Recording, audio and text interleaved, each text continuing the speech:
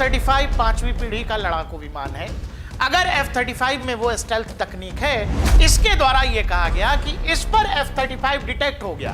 पहला नाम F-22 Raptor जो लॉकहीड मार्टिन ही बनाती है, दूसरा नाम F-35, उसके बाद Su-57। IACCS कैसे काम करता है, इसका एक बड़ा उदाहरण हमने ऑपरेशन सिंदूर के दौरान देखा कि वो फाइटर जेट है कौन सा, JF-17 है कि J-20 है या फिर F-35। हमारे रडार पर अगर F-35 दिखा होगा तो वो एक गोल्फ बॉल जैसा होगा, एक छोटा सा, कि डोनाल्ड ट्रंप सीधा ऑफर कर चुके हैं भारत को कि हम भारत को F-35 देना चाहते हैं। वो सोफिस्टिकेटेड टेक्नोलॉजी पिछले कई दिनों से केरल के हवाई अड्डे पर पड़ी हुई है, उड़ नहीं पा रही। अमेरिका का F-35 लॉकहीड मार्टिन का पांचवी पीढ़ी का लड़ाकू विमान, वो लड़ाकू विमान जिसको लेकर दावे हैं कि ये किसी भी रडार पर नहीं दिखता है, इसकी स्टेल्थ टेक्नोलॉजी इसे अदृश्य बना देती है।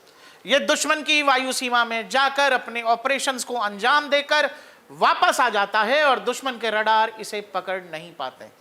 F-35 को लेकर बहुत सारी बातें हैं, बहुत सारी ऐसी कहानियां जो अमेरिका और लॉकहीड मार्टिन दुनिया को सुनाते हैं। F-35 के बिजनेस को लेकर, F-35 के मॉड्यूल को लेकर बहुत सारे अलग अलग वेरिएंट्स हैं, 3 वेरिएंट्स हैं, लेकिन F-35 को लेकर दुनिया में अब अजीब तरह की शंका हो गई है और उस शंका की वजह है ये वाली तस्वीरें जो केरल से आई हैं। करीब करीब 15 दिन हो गए हैं और ये फाइटर जेट केरल के तिरुवनंतपुरम इंटरनेशनल एयरपोर्ट पर ऐसे ही खड़ा है। धूप, आंधी, तूफान, सब में, बारिश में ऐसे ही खड़ा है। अब आफत यह है कि इतना सोफिस्टिकेटेड वेपन जिसके बारे में बताया जाता है कि $100 मिलियन का फाइटर जेट है, इसको आखिर रॉयल नेवी ने ऐसे ही क्यों छोड़ा हुआ है? आखिर इसमें क्या खराबी हुई? और अगर ये स्टेल्थ था तो भारत की रक्षा प्रणाली ICCS ने कैसे इसे डिटेक्ट कर लिया? क्योंकि भारत के एयरफोर्स ने यह कहा कि हमने इमरजेंसी लैंडिंग की जो है इजाजत दी थी, यह घटना 14 तारीख की है और इसमें एयरफोर्स ने यह कहा था कि हमारे IACCS ने इसे डिटेक्ट किया था। IACCS मतलब integrated air control command system. इसके द्वारा यह कहा गया कि इस पर F-35 डिटेक्ट हो गया। अगर F-35 पांचवी पीढ़ी का लड़ाकू विमान है, अगर F-35 में वो स्टेल्थ तकनीक है, तो फिर भारत के IACCS सिस्टम के द्वारा भारत के इंटीग्रेटेड रडार सिस्टम के पर ये कैसे दिख गया, ये कैसे डिटेक्ट हुआ? ये बात अब अमेरिका और वेस्टर्न ताकतों को परेशान कर रही है, क्योंकि दुनिया के तमाम बड़े हथियारों के जो निर्माता देश हैं उनमें से एक अमेरिका है और जहां तक F-35B की बात है, यह दुनिया के बेहतरीन लड़ाकू विमानों में से एक है और पांचवी पीढ़ी के लड़ाकू विमानों की अगर आप बात करेंगे तो उसमें से टॉप नाम में से एक है। पहला नाम F-22 रैप्टर जो लॉकहीड मार्टिन ही बनाती है, दूसरा नाम F-35, उसके बाद Su-57 जो रशिया बनाता है, उसके बाद चीन के भी दावे हैं कि उसने भी 5th generation fighter jet J-20 और J-35 बना लिया है। लेकिन सवाल यह है कि अगर अमेरिकी जेट स्टेल्थ तकनीक से लैस था और अगर उसने HMS Prince Wales carrier battle group से उड़ान भरी और वापस उसे कैरियर बैटल ग्रुप पर जाने में परेशानी हुई, तब जाकर अगर वो केरल की तरफ मुड़ा तो इंडियन एयरफोर्स ने उसे डिटेक्ट कैसे किया? डिटेक्ट ही नहीं किया बल्कि बकायदा सुखोईज को स्क्रैम्बल किया गया। सुखोई के पायलट ने F-35 के पायलट से पूछा कि आप हमारे एयर सीमा में, वायु सीमा में क्या कर रहे हैं? बाद में वो परेशानी बताई गई तो कहा गया चलिए आप तिरुवनंतपुरम में। उसके बाद इंडियन एयरफोर्स ने उसे लैंडिंग की इजाजत दी। तो सवाल है कि दुनिया के तमाम रडारों को चकमा देने वाला F-35 या कोई भी फाइटर जेट जो 5th जनरेशन होने का दावा करता है, तो क्या भारतीय इंटीग्रेटेड रडार सिस्टम जो है वो हर तरह की पांचवी पीढ़ी लड़ाकू विमानों को पकड़ सकने में सक्षम है? इस बात को समझने के लिए आपको यह समझना पड़ेगा कि आखिर IACCS काम कैसे करता है। IACCS कैसे काम करता है, इसका एक बड़ा उदाहरण हमने ऑपरेशन सिंदूर के दौरान देखा। पाकिस्तान के बैलिस्टिक मिसाइल्स हों, पाकिस्तान के ड्रोन्स हों, पाकिस्तान के फाइटर जेट्स हों, इन सब को इंडियन एयरफोर्स ने एक साथ इंगेज किया, श्रीनगर से लेकर गुजरात तक।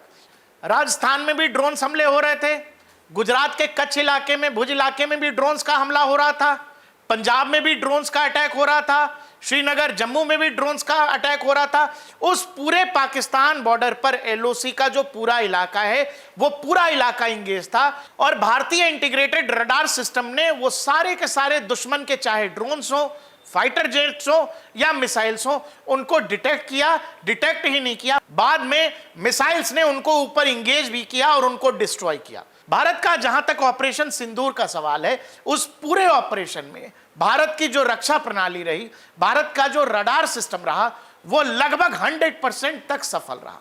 पूरे एलओसी पर पाकिस्तान का हर थ्रेट हमने न्यूट्रलाइज कर दिया। अब इस बात की कहानी यह है कि जब भी पहले हम देखते थे, वो चाहे इजराइल से जो आयरन डोम की तस्वीरें आती थी, जब ईरान अगर इजराइल पे अटैक कर रहा है, या गाजा की तरफ से हमास का अटैक, या हिजबुल्लाह का अटैक लेबनान की तरफ से, तो इजराइल खुद को जिस तरह से बचाया करता था, वो आयरन डोम की तस्वीरें दुनिया ने देखी थी। और वैसा देखकर हमेशा एक आम भारतीय के मन में हमेशा ये बात होती थी कि क्या कभी ऐसा मौका आएगा जब दुश्मन इसी तरह के खतरे को भारत में भेजेगा, इसी तरह के हमले अगर भारत पर होने लगेंगे लगातार मिसाइलों से, ड्रोन से, बैलिस्टिक मिसाइलों से, तो क्या भारत उनको न्यूट्रलाइज कर सकता है? तो क्या भारत उनसे अपने आप को बचा सकता है? ये हमने डिमॉन्स्ट्रेशन किया ऑपरेशन सिंदूर के दौरान। हमारी एयरफोर्स ने, हमारी नेवी ने, हमारी थल सेना ने पूरे फोर्स के साथ भारत की रक्षा की। और इसमें सबसे बड़ी कहानी थी IACCS, जिसको integrated air command control system कहते हैं।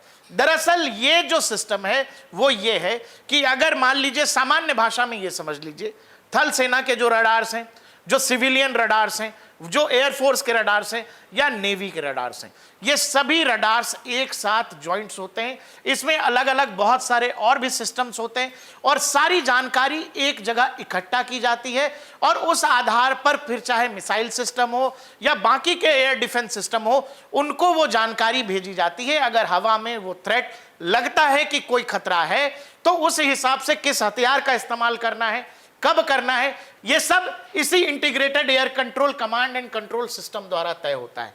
फर्ज करिए कि S-400 का रडार है, फर्ज करिए आकाश तीर का जो रडार है, ये सारे रडार्स एक दूसरे से कनेक्ट होते हैं, सभी पर जानकारी एक साथ आती है।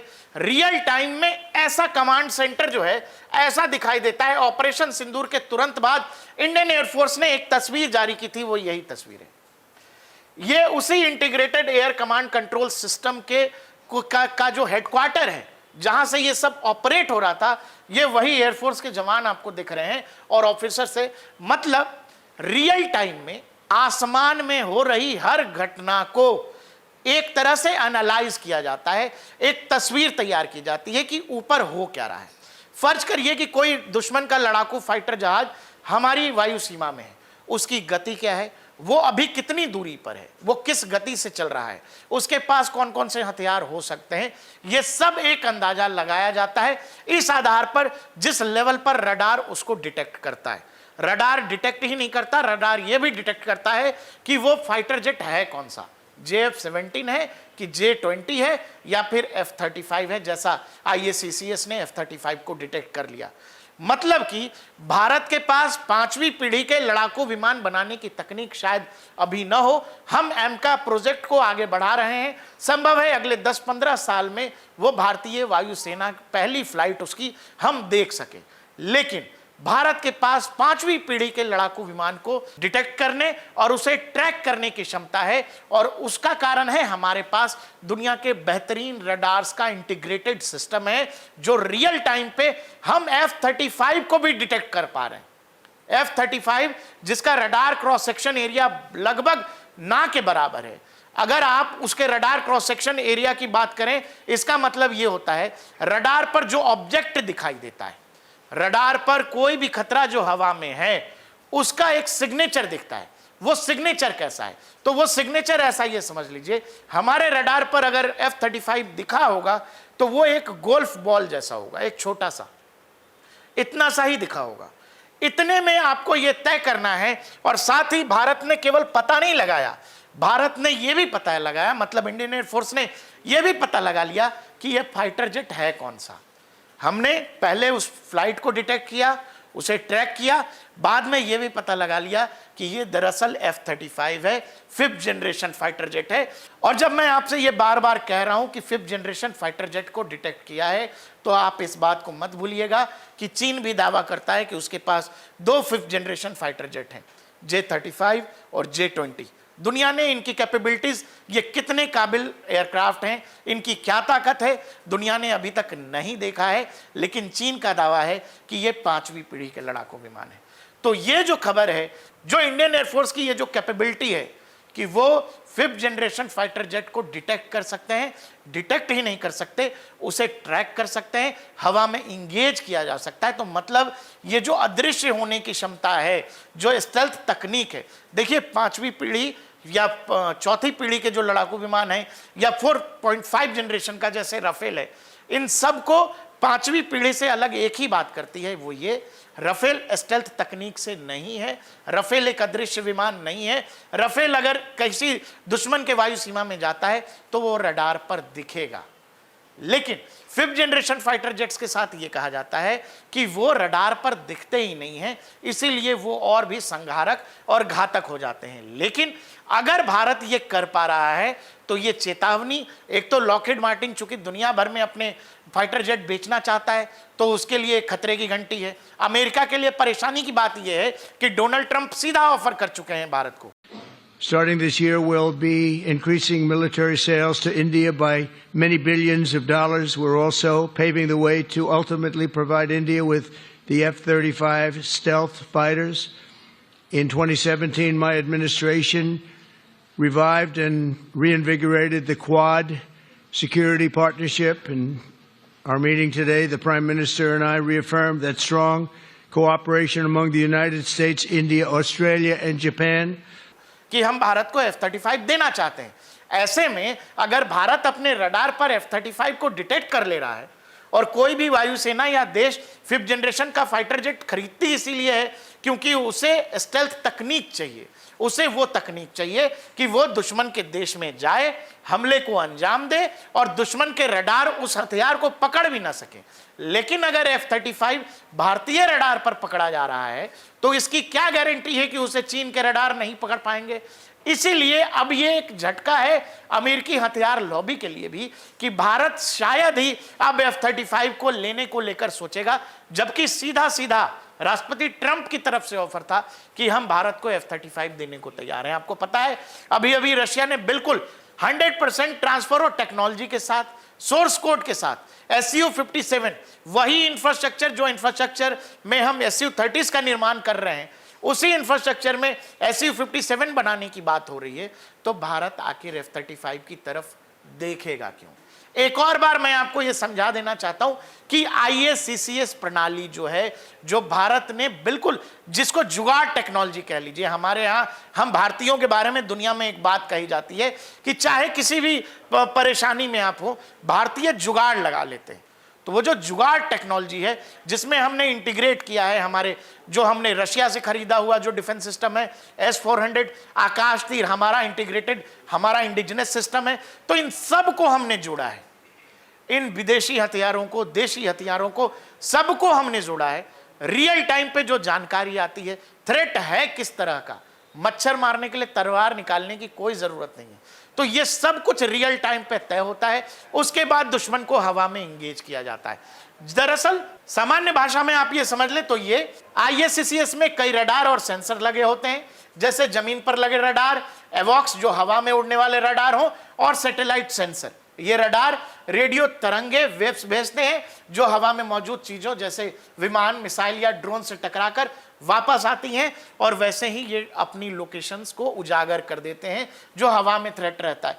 जब रेडियो तरंगे किसी विमान से टकराकर वापस आती हैं तो रडार यह पता लगाता है कि यह कितनी दूरी पर है, कितनी तेजी से जा रहा है या किस दिशा में जा रहा है। जैसा मैंने आपको पहले बताया, यह सिस्टम कई रडारों की जानकारी को मिलाकर हवा में क्या चल रहा है उसकी पूरी तस्वीर बनाता है, जैसे कि F-35 को डिटेक्ट किया गया। उसके बाद IACCS सारी जानकारी को एक जगह इकट्ठा करता है और स्मार्ट सॉफ्टवेयर की मदद से उसे समझता है। यह सब रियल टाइम पे होता है। यह दोस्त और दुश्मन के विमानों को अलग अलग करता है। जैसे IFA AIFF टेक्नोलॉजी है, जिसमें आइडेंटिफिकेशन ऑफ फ्रेंड और फो सिस्टम से पता चलता है कि विमान हमारा है या किसी दूसरे का। तुरंत फैसला लेने की जो क्षमता है, सारी जानकारी एक बड़े स्क्रीन पर दिखाई देती है, जैसा मैंने आपको ये फुल स्क्रीन फोटो पर दिखा रहे हैं जो इंडियन एयरफोर्स ने जारी किया था ऑपरेशन सिंदूर के दौरान। बड़े स्क्रीन पर सारी जानकारी होती है जिसे कमांडर देखते हैं। इससे उन्हें तुरंत समझ आ जाता है कि हवा में आखिर हो क्या रहा है।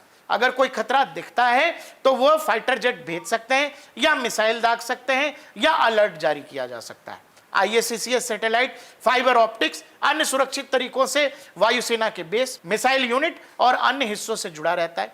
इससे सारी टीमें एक साथ मिलकर तेजी से काम कर सकती हैं। इसकी सबसे बड़ी खासियत जो हाल फिलहाल में आई है वो ये कि ISCCS सिस्टम स्टेल्थ विमान F-35B जो रडार से बचने के लिए बनाए जाते हैं, लेकिन उनको भी ये डिटेक्ट कर सकता है। तो सबसे बड़ी बात, जो लोग इस बात से परेशान थे कि आखिर F-35B भारत में कर क्या रहा है, तो कर ये रहा है कि इंडियन एयरफोर्स के इंटीग्रेटेड रडार सिस्टम ने उसको डिटेक्ट किया।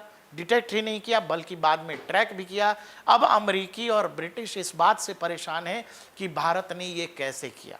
दुनिया के तमाम देश पिछले कई सालों से भारत को अपना हथियार चिपकाते आ रहे हैं, लेकिन भारत ने अब वो कैपेबिलिटी, जिसको मैंने कहा जुगाड़ टेक्नोलॉजी, वो कैपेबिलिटी हासिल कर ली है कि जिसको दुनिया में डंका पीटा जा रहा है कि ये 5वीं पीढ़ी का स्टेल्थ तकनीक से बना हुआ विमान है, वो हमारे रडार पे दिख जाता है।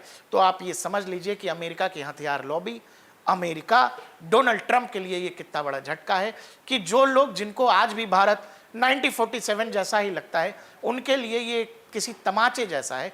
क्योंकि जिस सोफिस्टिकेटेड टेक्नोलॉजी का डंका आप दुनिया में पीट रहे हैं, वो सोफिस्टिकेटेड टेक्नोलॉजी पिछले कई दिनों से केरल के हवाई अड्डे पर पड़ी हुई है, उड़ नहीं पा रही है। आपको भारतीय रडार सिस्टम, भारत की जो रक्षा तकनीक है, भारत ने जो रडार सुरक्षा प्रणाली में जो अपने आप को इतना इंटीग्रेट किया है, इसके बारे में क्या कहना है हमें कमेंट सेक्शन में जरूर बताइएगा।